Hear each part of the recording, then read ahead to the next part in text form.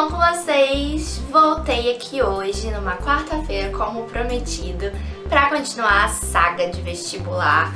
Eu resolvi, no vídeo de hoje, gravar os melhores métodos de estudo que deram certo pra mim. Como eu disse no meu último vídeo, pro vestibular dar certo, você tem que achar a melhor forma de estudo pra você. Então por isso que eu resolvi fazer esse vídeo, pra falar pra vocês quais foram os melhores métodos que eu achei e que às vezes eu ia estudando, dependendo da matéria e tal. Então tem algumas dicas que deram melhores pra mim no campo de exatas e algumas que deram melhor pra mim no campo das humanas. Não deixe de conferir o último vídeo. Vamos começar então. Vamos começar com a primeira coisa que sempre deu certo pra mim. Todos os anos assim da minha vida, se você não tá fazendo vestibular, mas você tá estudando, você tá estudando pra escola e tal, uma das coisas que sempre me ajudou foi fazer resumo.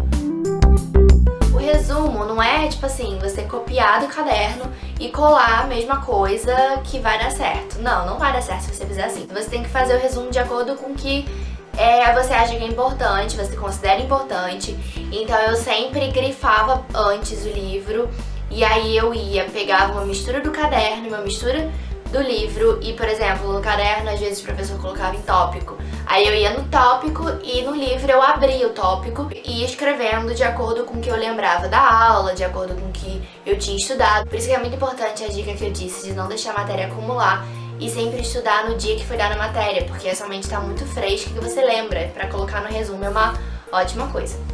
Então, uma das coisas que sempre me ajudou muito, eu sempre estudei, por isso foram resumo. Quem me conhece, eu já emprestei muito resumo meu pros meus amigos, porque eu sempre fazia resumo e esse era o meu método. Internet, se você jogar na internet, ajuda muito. Então você vai pegando as coisas assim que você considera mais importantes e coloca no seu resumo, que vai ser as coisas mais importantes, as coisas mais prováveis, assim, de prova e tal. E aí no próprio resumo eu marcava o que eu achava que era muito mais importante, botava com letras bonitinhas. Eu era muito caprichosa nesse aspecto, assim, eu sempre fazia bem bonitinho, principalmente.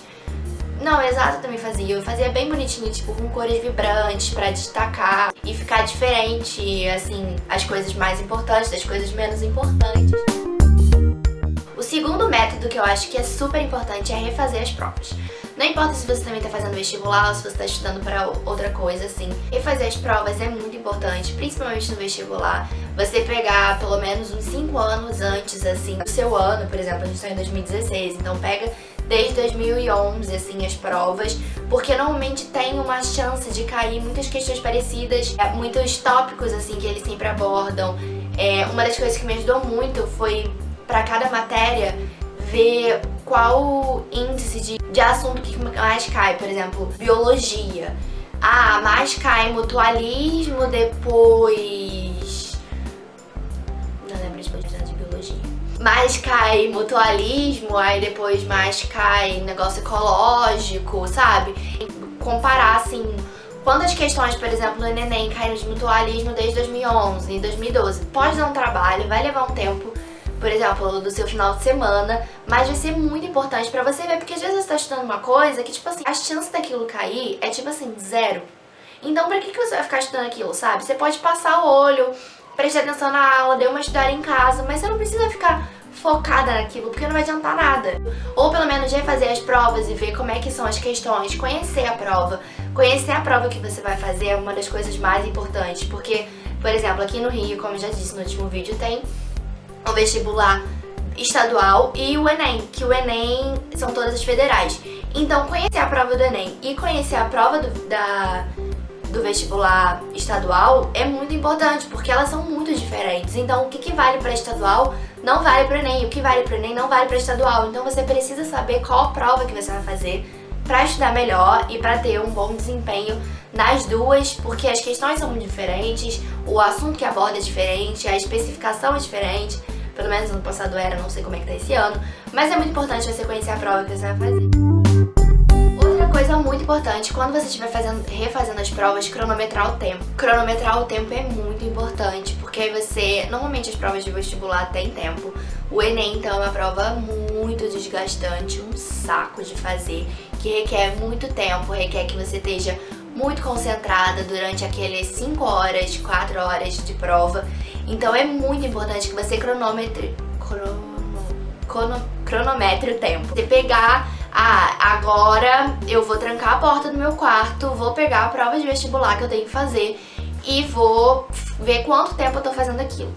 Cronometre a hora que você for refazer as provas, a hora que você for fazer as redações é muito importante, porque pro Enem você precisa ter 1 hora pra fazer a redação. E se você não ficar treinando isso durante todo o ano, você não vai conseguir. Você vai chegar em cima do Enem, vai levar 2 horas pra fazer a redação e aí acabou seu vestibular. É uma coisa ótima vestibular, né? Porque precisa ter noção de como você vai reagir naquele tempo, como é que você vai se comportar, tipo assim, quero ir no banheiro. Lógico que a atenção muda completamente. Você não vai estar na mesma atenção do que você vai estar no Enem, então muda, mas você sente um pouco como é que o seu corpo fica sentado durante 5 horas fazendo aquela prova. Quanto tempo você demora pra fazer, às vezes você não demora 5 horas pra fazer. Então é super importante fazer isso. Agora, uma coisa que me ajudou demais era fazer as coisas, o estudo em tempo cronológico. Ou um estudo cronológico daquilo, sabe? Por exemplo, Revolução Francesa. Você pega e, tipo, bota numa linha, como se fosse uma linha cronológica mesmo, tipo, do início até o final, quais foram os pontos mais importantes. Aí você vai lá, coloca a Era do Terror, você vai lá e coloca a Queda da Bastilha, aí você dá um estudo detalhado, mas você coloca as coisas que foram mais importantes e aí você vai fazer um estudo da Revolução Francesa e naquela linha cronológica vai estar tudo que você precisa saber. Uma linha cronológica, o aspecto geral, todos os pontos importantes e embaixo detalhando todos os pontos importantes. Isso foi uma coisa que me ajudou muito, eu fazia isso em todas as demais matérias, assim, geografia, história. História foi o que eu mais fiz. Em literatura ajudava demais, assim. Outra coisa que me ajudou muito foi colar na parede fórmulas matemáticas ou até mesmo essas linhas do tempo. Quando eu tava muito desesperada, eu colocava essas linhas do tempo ou colocava, por exemplo, eu lembro que eu coloquei alguma coisa de Revolução Francesa num papelzinho desses de post-it, sabe? Tipo, as coisas mais importantes que eu precisava saber, tipo, 3 tópicos que eu precisava saber, precisava tá com aquilo na minha cabeça, porque poderia cair alguma daquelas coisas, tipo, realmente caiu, eu lembro que caiu, que eu botava na parede. Então, assim, fórmula matemática, fórmula de física, sério, minha parede aqui era só post-it, juro. A pessoa entrava no meu quarto e falava assim, que isso? Era só post-it, e aquilo ajudou muito, porque a fórmula entrava na minha cabeça. Então, física, matemática, química, era tudo assim na minha parede, porque era um lugar que eu olhava sempre. Então, me ajudava muito a ter aquilo decorado na cabeça. Então, você pode colocar na sua parede, pode colocar na geladeira, pode colocar no armário, pode colocar no vidro do banheiro. Qualquer lugar que você olhe bastante tempo e tá com aquilo dali, isso vai entrar muito mais fácil na sua cabeça.